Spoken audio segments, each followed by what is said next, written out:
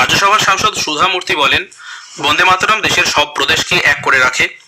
খাদ্য প্রক্রিয়াকরণ মন্ত্রী চিরাগ পাসওয়ান বলেছেন, দেশের নবীন প্রজন্মের বন্দে মাতরমের তাৎপর্য অনুধাবন করা উচিত। এই বিশেষ বিতর্ক যুবদের শোনা উচিত বলেও তিনি মন্তব্য করেন। मुझे लगता है ये वंदे मातरम के 150 साल पूरे होने पर ही नहीं बल्कि आने वाले 150 साल मजबूत नींव वंदे मातरम को लेकर रखने के लिए भी जरूरी है। पीढ़ियां बीती जो शायद वंदे मातरम को जानते हैं, पर इसके महत्व को, इसकी एकजुटता की भावना का शायद वो अंदाजा नहीं लगा सकते। युवा पीढ़ी से विशेष तौर पर आग्रह करूंगा कि जरूर इस बहस को सुने, हर किसी की बातों पर जरूर ध्यान दें। কেন্দ্রীয় যুব বিষয়ক ও ক্রীড়ামন্ত্রী মনসুখ মান্ডাভিয়া বলেছেন, এখনো অবধি 2 কোটিরও বেশি যুব মাই ভারত পোর্টালে নিজেদের নাম নিবন্ধীকৃত করেছে। লোকসভায় প্রশ্নোত্তর পর্বে তিনি আজ বলেন, মাই ভারত দেশের যুবদের এক জায়গায় নিয়ে আসার ও তাদের আত্মনির্ভর করে তোলার একটি গুরুত্বপূর্ণ মঞ্চ। প্রধানমন্ত্রী নরেন্দ্র মোদী দূরদর্শনের সুপ্রভাতম অনুষ্ঠানের ভূয়সী প্রশংসা করেছেন। সামাজিক মাধ্যমে এক বার্তায় তিনি বলেন, এই ধরনের অনুষ্ঠান প্রত্যেক সকালে মানুষকে সুখকর ও স্বস্তিদায়ক অনুভূতি এনে দেয়। ভারতীয় ঐতিহ্য ও সংস্কৃতির ভিত্তিতে নির্মিত এই অনুষ্ঠান জ্ঞান, অনুপ্রেরণা ও ইতিবাচক মানসিকতার প্রতিফলন বলেও তিনি উল্লেখ করেন। উল্লেখ্য, প্রতি সপ্তাহে সোম থেকে শুক্র সকাল 7টায় ডিডি নিউজে আধ ঘন্টার এই অনুষ্ঠান সম্প্রচারিত হয়। আইন ও বিচারমন্ত্রী অর্জুন রাম মেঘাওয়াল আজ বলেন, গত 11 বছর ধরে নরেন্দ্র মোদী সরকারের নীতিগুলি সামাজিক ন্যায় বিচারের মৌলিক চেতনাকে বাস্তবে রূপ দিতে শুরু করেছে। নতুন দিল্লিতে সংবাদ মাধ্যমের কাছে ভাষণ দিতে গিয়ে শ্রী মেঘওয়াল বলেন, মুদ্রা যোজনা নাগরিকদের অর্থনৈতিক ক্ষমতাকে শক্তিশালী করেছে। তিনি আরো বলেন, এর ফলে দেশে 25 কোটি মানুষ দারিদ্র্য সীমার উপরে উঠে এসেছে। রাজ্যসভায় আজ মিজোরামের প্রাক্তন রাজ্যপাল স্বরাজ কৌশলের স্মৃতির প্রতি শ্রদ্ধা নিবেদন করা হয়। এই মাসের 4 তারিখে তিনি প্রয়াত হন।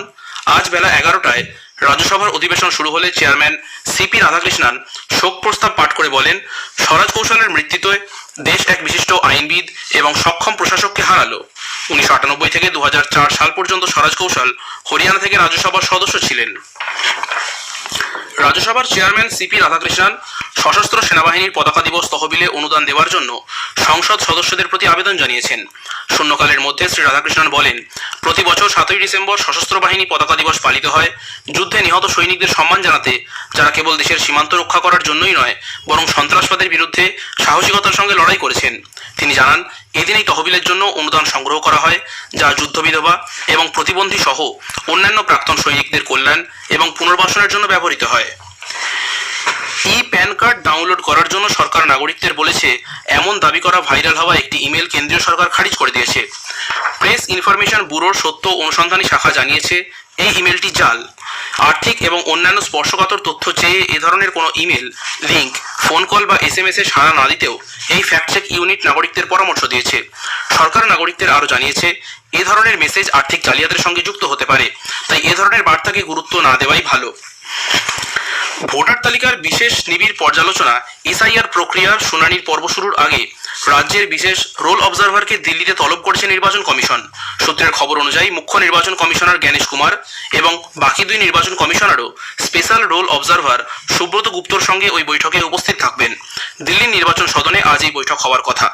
এদিকে কমিশন নিযুক্ত 12 জন পর্যবেক্ষক জেলায় জেলায় ঘুরে সাধারণ মানুষ এবং রাজনৈতিক দলের প্রতিনিধিদের সঙ্গে কথাবার্তা বলছেন।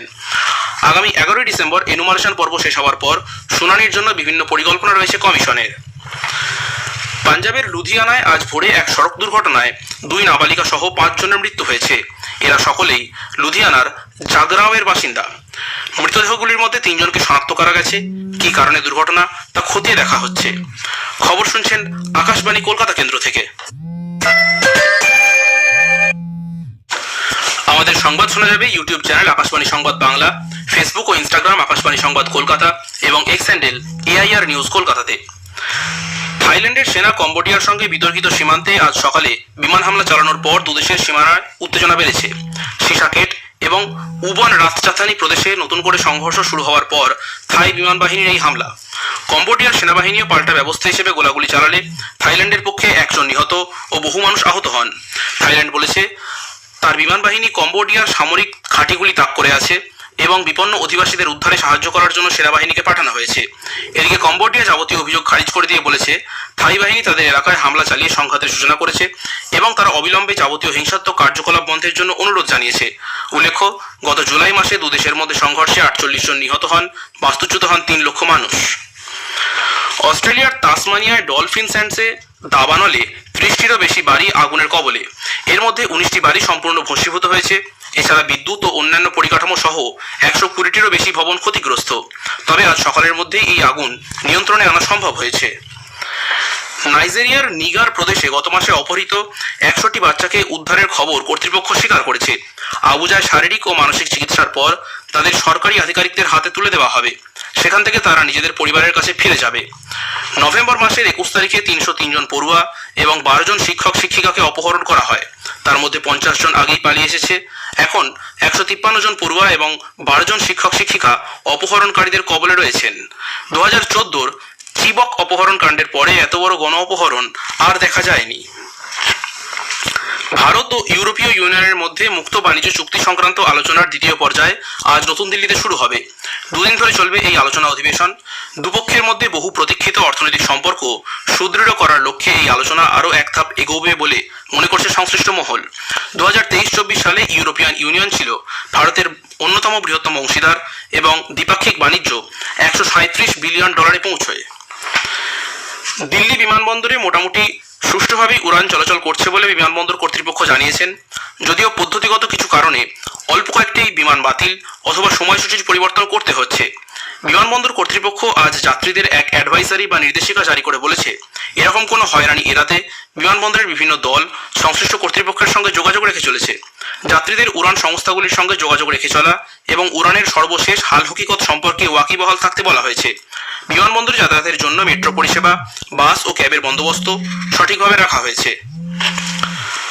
গোয়ার আরপোরা নাইট ক্লাবে ভয়াবহ অগ্নিকাণ্ডে 25 জনের মৃত্যু এবং 6 জন আহত হওয়ার পর পুলিশ ওই নাইট ক্লাবের জেনারেল ম্যানেজার এবং 3 কর্মী সহ 4 জনকে গ্রেফতার করেছে।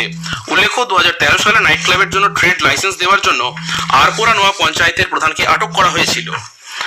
হায়দ্রাবাদের রাজীব গান্ধী আন্তর্জাতিক স্টেডিয়ামে সৈয়দ মুস্তাক আলী ট্রফি টি20 ক্রিকেটে হরিয়ানা বাংলার সামনে 192 রানের লক্ষ্যমাত্রা রেখেছে। হরিয়ানা প্রথমে ব্যাট করে 9 উইকেটে 191 রান করে। অধিনায়ক অঙ্কিত কুমার 46 রান করেন। মোহাম্মদ সামি 4টি, আকাশদীপ ও প্রদীপ্ত প্রামাণিক 2টি করে উইকেট নেন। শেষ করার আগে খবরের বিশেষ কিছু অংশ আরও একবার। বন্দে মাতরম রচনার 150 বছর উপলক্ষে লোকসভায় বিশেষ আলোচনা শুরু হয়েছে। এর সূত্রপাত করেন প্রধানমন্ত্রী নরেন্দ্র মোদী। নাগরিকদের প্যান কার্ড ডাউনলোড করার জন্য ভাইরাল হওয়া একটি ইমেল কেন্দ্র খারিজ করে দিয়ে বলেছে এটি জাল। এ ধরনের কোনো রকম বার্তায় সাড়া না দিতেও নাগরিকদের সতর্ক করা হয়েছে। খবর শেষ হলো। এর পরের খবর শুনবেন 1টা বেজে 30 মিনিটে।